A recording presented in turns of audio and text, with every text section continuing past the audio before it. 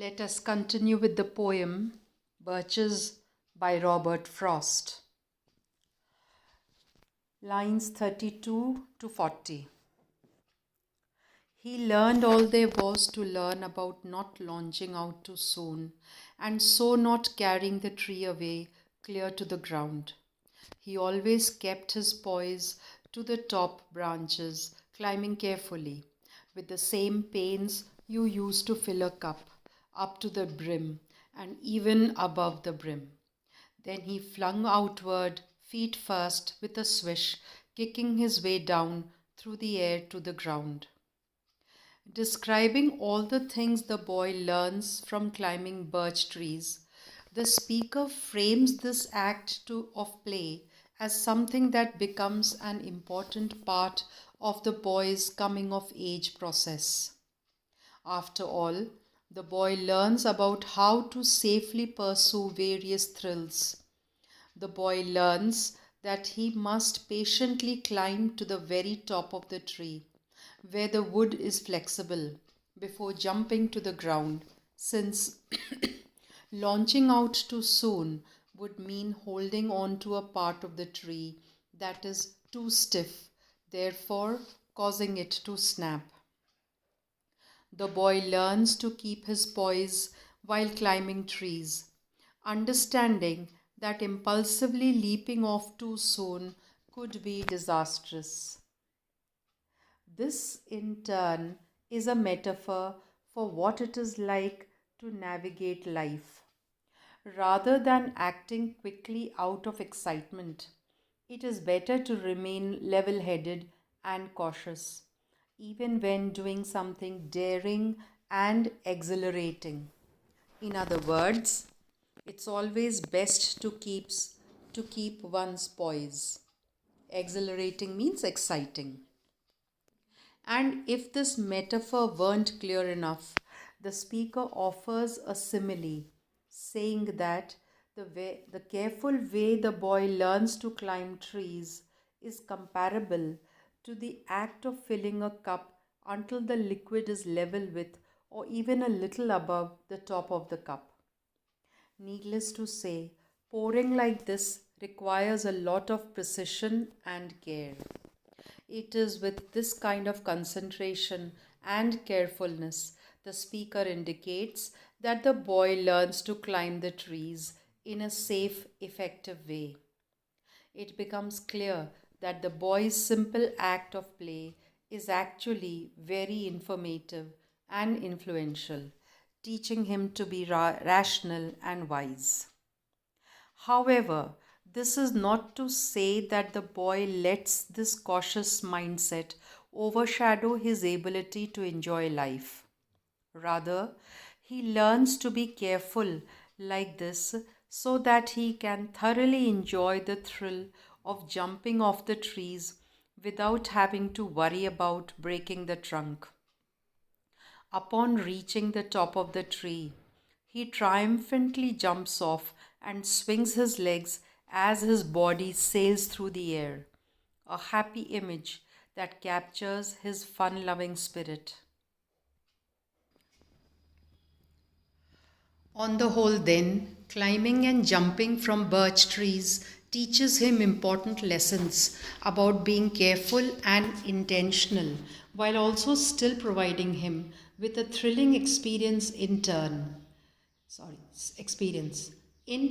he strikes a perfect balance, managing to still enjoy life while acknowledging logistical details that might prevent certain people, say for example the speaker, from fully embracing such thrills.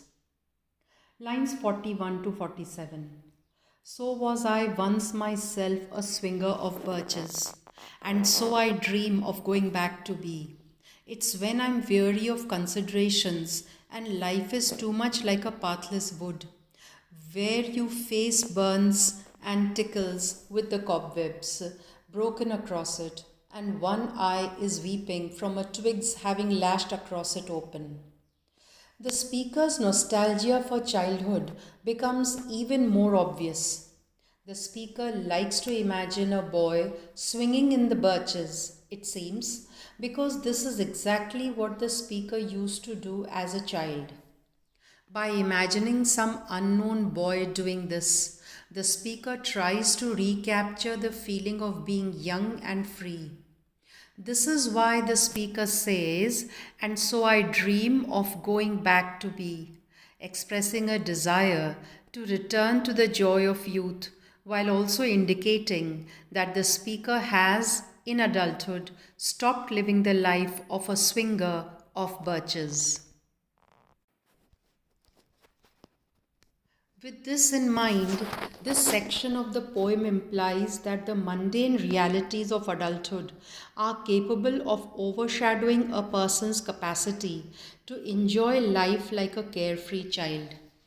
The speaker notes that it is especially rewarding to daydream about swinging from birch trees when the ins and outs of adult life, become overwhelming, presenting the speaker with too many considerations that make life seem like a pathless wood.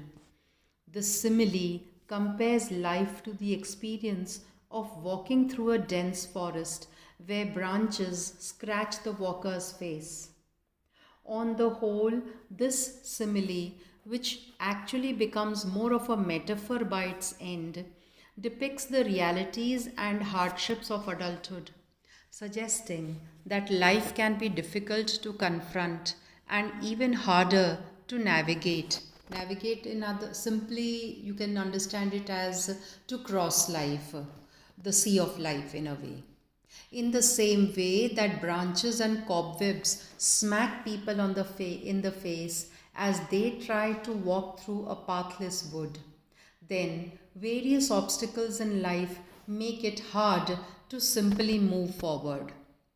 All in all, the speaker's thoughts imply that adulthood stamps out the easy spontaneity that people are able to embody in childhood.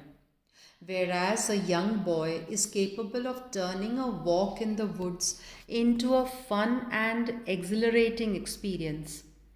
Exhilarating can be understood as exciting, Hindi में जिसको कहते हैं रोमांचित करना. Adults like the speaker get bogged down by little things like cobwebs and branches in the face. This, in turn, is why the speaker is nostalgic for childhood and all the unbothered happiness that comes along with it. Lines 48 to 52. I would like to get away from earth a while and then come back to it and begin over. May no fate willfully misunderstand me and half grant what I wish and snatch me away, not to return. The poem shifts somewhat when the speaker says, I would like to get away from earth a while and then come back to it and begin over. This suggests that the speaker wants to experience the feeling of escape, romanticizing the idea of leaving earth behind him. This does not mean that the speaker wants to die. Rather, the speaker wants to escape earth only to return once more and begin over. This in turn implies that the speaker wants to transcend everyday life without actually giving it up.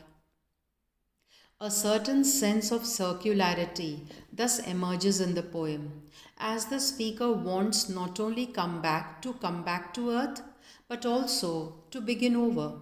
Begin over means to begin all over again. Puneh shuruaat karna. This aligns with the speaker's nostalgia for the joys of childhood, making it clear that the speaker would gladly start life from the beginning again if this made it possible to relive the wonders of youth, to relive the wonders of youth. This idea fits well with the metaphorical image of climbing a tree only to be set down on the ground again. This section also has certain spiritual implications since the speaker says, May no fate wilfully misunderstand me, and half grant what I wish and snatch me away, not to return. In these lines, the speaker seems to reference some kind of omniscient being. Omniscient means uh, the spirit, in other words, God, who is present everywhere and all the time. Using the word fate to refer to a godlike being who has the power to snatch, means take away, the speaker away from life. Although the speaker wants to experience some kind of transcendent escape from life, the speaker does not want to fully leave life behind. Something the speaker makes a point of clarifying, just in case a fate or godlike being is listening.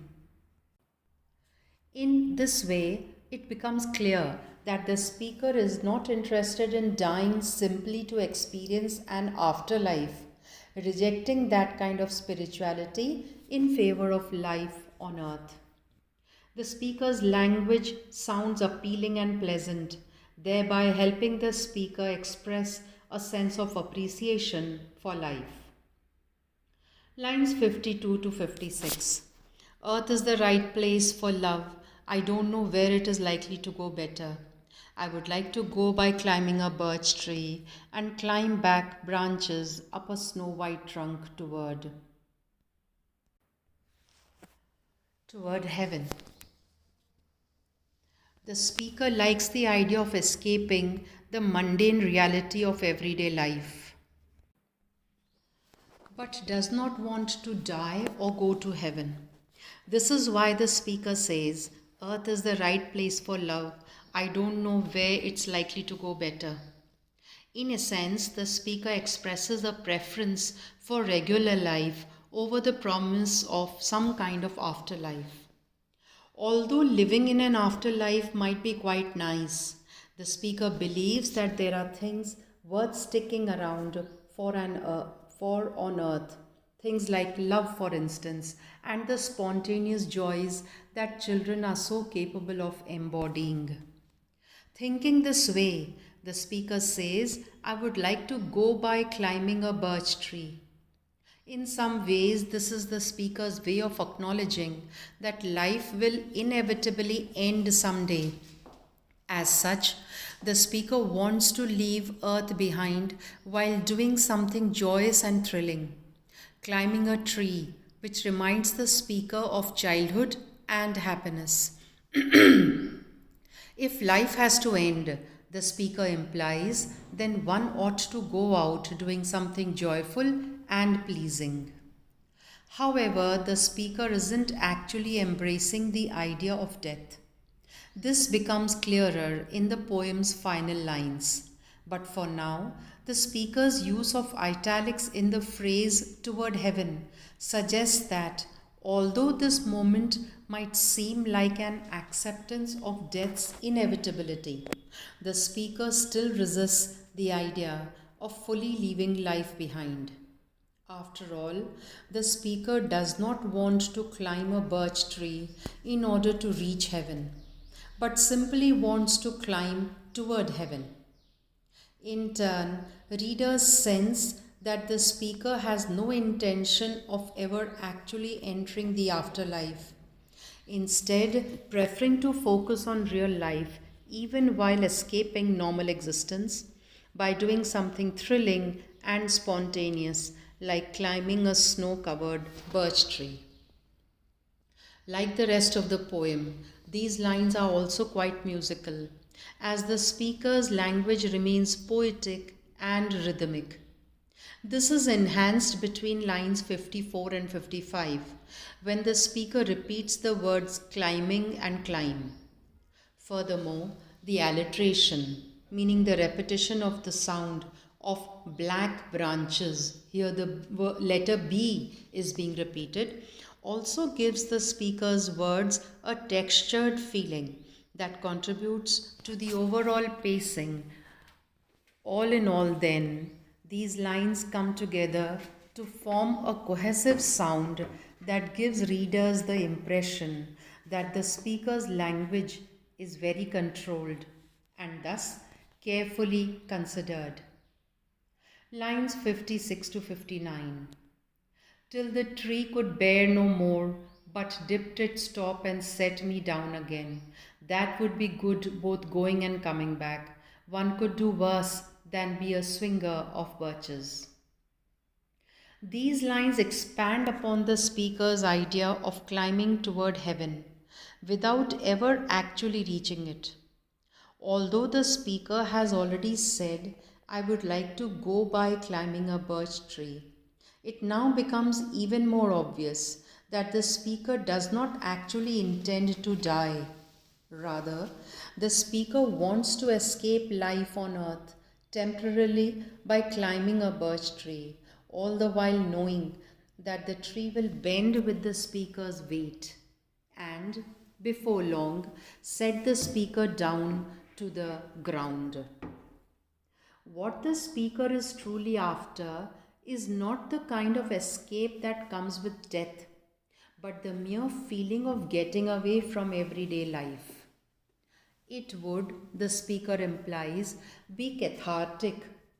Cathartic is, it is taken from the word catharsis, which means to purify, अपने आप को निर्मल और स्वच्छ बनाना, to climb out of one's own life. Getting away from the mundane. Mundane means dull, boring, routine, everyday realities of living on earth as an adult. But it would be even better to do this while also getting the chance to return to that very same life with a new perspective, plopping back down and getting to do things all over again. In this way, the act of climbing birch trees until they stoop to the ground functions as a metaphor for the speaker's desire to go back to childhood and experience the joys of youth once again. In addition, this metaphor suggests that although the speaker often views adult life as mundane and overwhelming, the speaker wants to stay here and deal with such hardships instead of dying and going to heaven, thereby rejecting the spiritual world in favor of a simpler earthbound existence. If a person spent an entire life merely swinging through birch trees, the speaker upholds, that would not be such a bad thing. After all, such a life would be filled with childlike joy. The poem's last two lines have a lilting quality that draws readers through the words and toward the final end stop line. In this way, the speaker uses assonance and rhyming to not only make the words sound musically pleasant, but also to harness the momentum. Harness means tie back, control. Momentum means the forward movement from the rest of the poem and direct it toward the piece's conclusion, ultimately giving readers a sense of satisfaction and closure. With this, we end the text of the poem. Now, let us look at the vocabulary. You can read the detail of each word. I'll just read the list. Birches, many-colored, stir, crazes, enamel, slow crust, heaps, the inner dome of heaven, withered, bracken, load, bowed, subdued, poise, brim, pathless wood, willfully, half ground. Now we'll take a look at the themes of the poem Birches in the next session. Thank you.